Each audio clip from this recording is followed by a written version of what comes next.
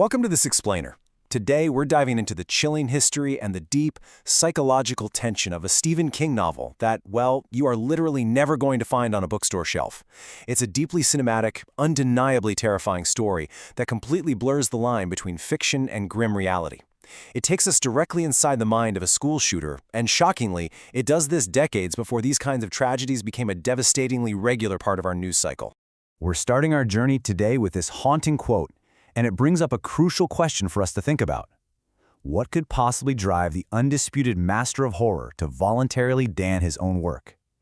King himself recognized the dangerous potential of his words. He literally likened them to a can of gasoline. So let's unpack this unprecedented act of self-censorship and explore a book that simply became too dangerous to exist. Section 1. The Forbidden King Novel.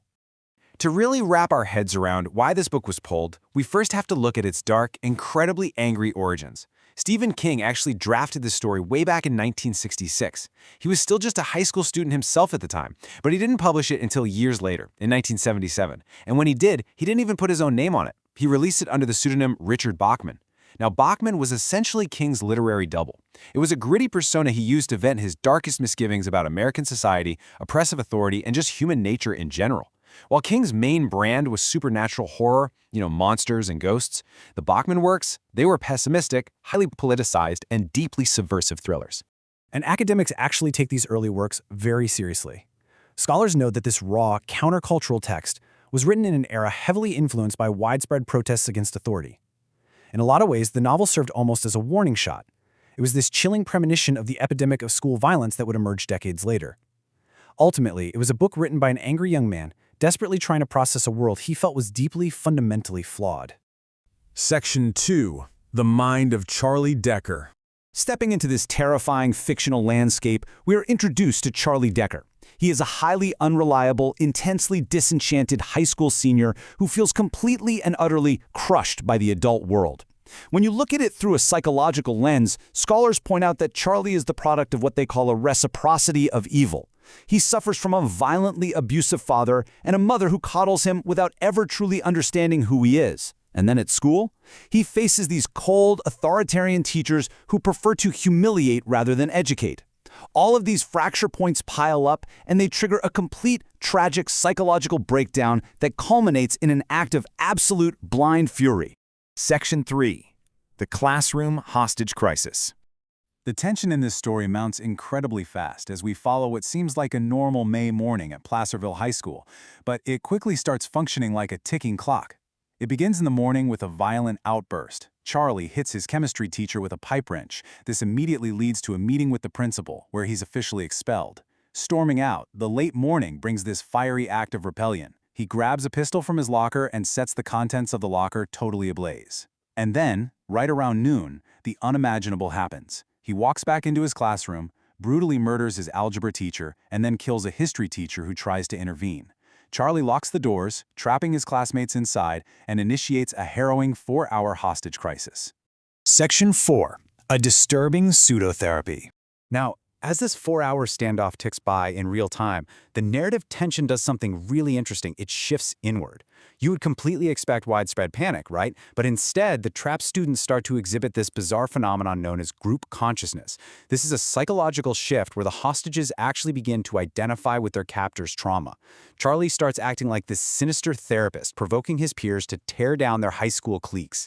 They start pouring out their darkest secrets, their deep-seated fears, and their own shared hatred of the adult world. It's astonishing to read because they actually unite against the authorities gathering outside and begin to side with Charlie, effectively abandoning all normal societal rules. This whole twisted psychological experiment builds to a truly terrifying climax. The tension doesn't break with a dramatic police raid. No, it breaks when the students violently turn on one of their own, Ted Jones. Ted is the class golden boy. He stubbornly defends the status quo and basically represents the exact patriarchal authority that Charlie and the rest of the class have come to despise. The class relentlessly humiliates and attacks Ted, breaking him down psychologically until he goes completely catatonic. It is a stark, deeply unsettling portrayal of human alienation and the very dark allure of mob mentality. Section 5. Fiction becomes tragic reality. As unsettling as the novel's psychological tension is, It's the real-world echo of Charlie Decker's actions that forever altered this book's legacy. Look at this timeline. Between 1988 and 1997, a profoundly chilling pattern emerged all across the United States. We saw 6 separate school shootings or hostage crises, where the perpetrators were found to be directly influenced by or physically in possession of Stephen King's novel.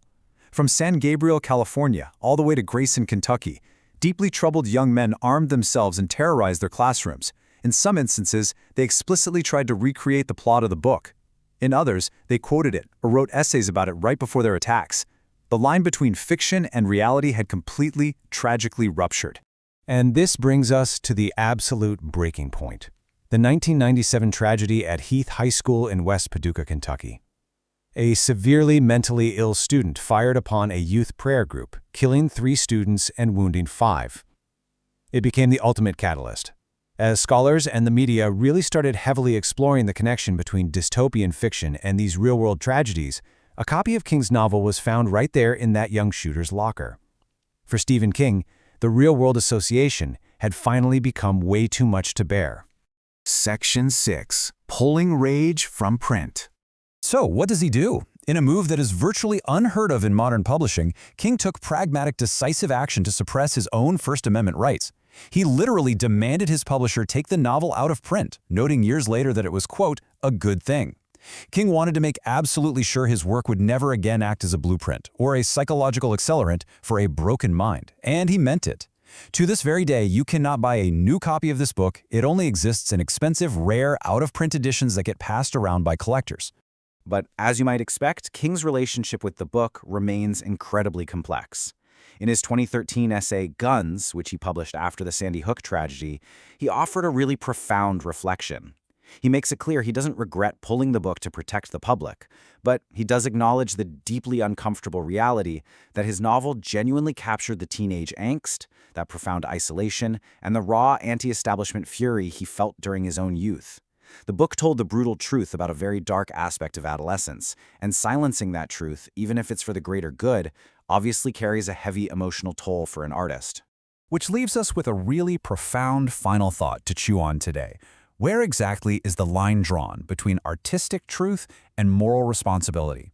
In a world where dark fiction can so tragically bleed over into reality, when does an artist's duty to protect society outweigh their duty to tell the unvarnished truth? It's a heavy debate, for sure, and one that continues to echo through our culture right now. Thank you so much for joining me for this explainer, and I really encourage you to keep questioning the impact of the stories we tell and the realities they reflect.